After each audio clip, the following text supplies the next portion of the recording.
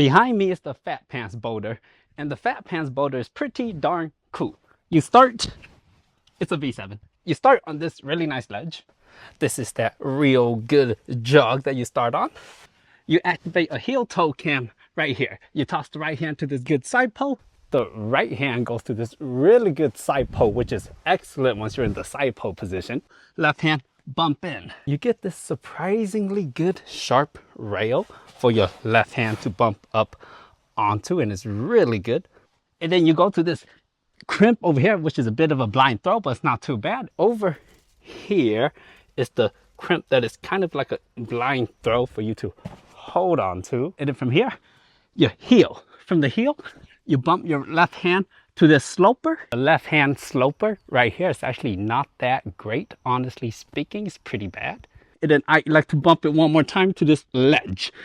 And then you go to that little ledge right there. From here, the right hand goes to this little crimper. Right here is where your right hand comes in to crimp this. You could take it as a Gaston from on top, or as a side pole from the side. I like to take side pole. You bump the left hand up again. So that's where the crimp is, right? So that's where the crimp is. And then from that crimp, you bump up.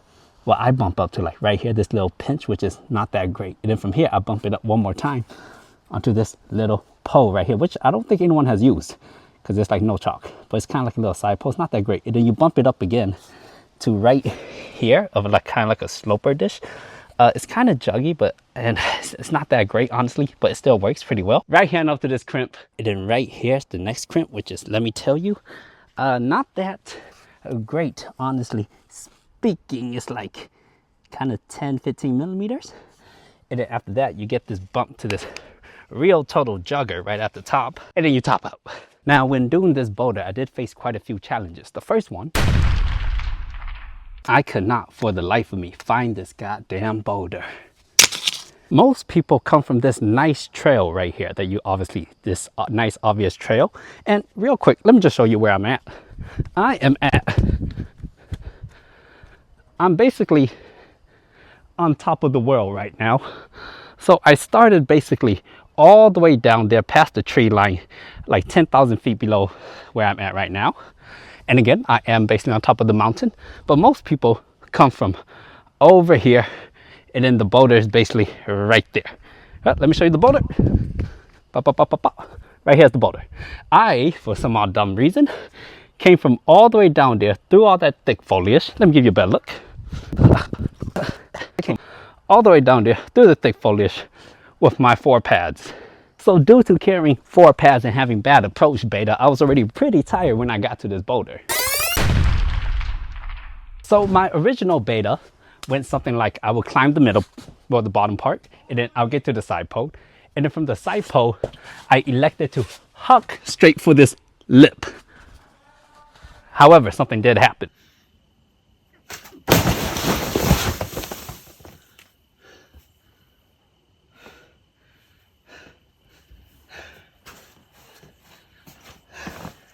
Still alive.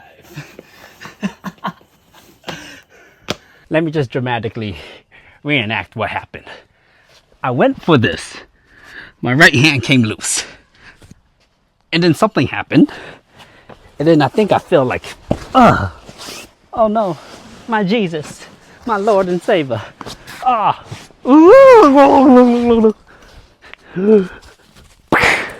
then landed on my feet like a cat. However, my left hand proceeded to do the people's elbows onto this rock, bah, resulting in tis but the flesh wound, mate. Right? And then at that time, you're left with like a couple decisions. It's like, do I go find an easier boulder with less chance of dying? Or if you're me, you just try to figure out beta that has less chance of dying. Less chance does not mean no chance though, so. And I do think it's rather important to try all the betas, regardless of how dumb or smart you think it is. For example, one of my beta idea was this. I was gonna crimp this. And the original beta was to slap right here. So you basically go from here, slap and hold it. I didn't want to do that. So what I thought I could do was, I'll hold it here, and then with my elbow, I'll do like a smear, and then I'll rotate my arm, bah! And that way I could static the compression. However, it didn't work because it was stupid. However, the smart beta was bumping from left hand to here, and then from here to here, instead of just going straight here to here, which was a bit too powerful. I was able to intermediate it using this bad sloper and then do it like this. And that was good beta, because a good beta works and bad beta doesn't, but you don't know it's good or bad until you try, so you got to really try it all, right? Also, I don't think I mentioned this, but this boulder is pretty overhung. For example, this is me standing straight at a 90-degree angle. If you know how to do quick math, this is kind of steep, which means at the tippy top, if you fall down, you're most likely to fall in this region, tumbling down. So if you're not ready to send the boulder using your entire life, make sure you're ready to semi-try and fall safely. Not only is being indecisive on the boulder a tad bit dangerous, it also just drains you of all your stamina. Hence, as I got nearer towards the top, you heard me like screaming and stuff, partially because it helps me breathe a little bit more, and secondly, the noise helps cancel out the fear inside my soul, and all I hear is up, up, up, instead of I might die. And making noise and screaming does help me physically just work harder. I've noticed throughout my entire life.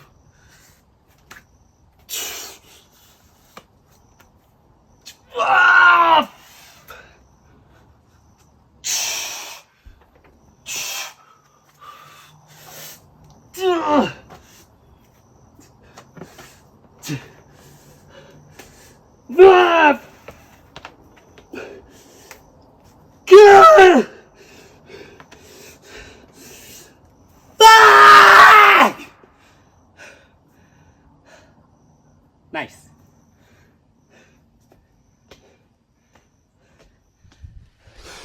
And that's it for Fat Pants V7.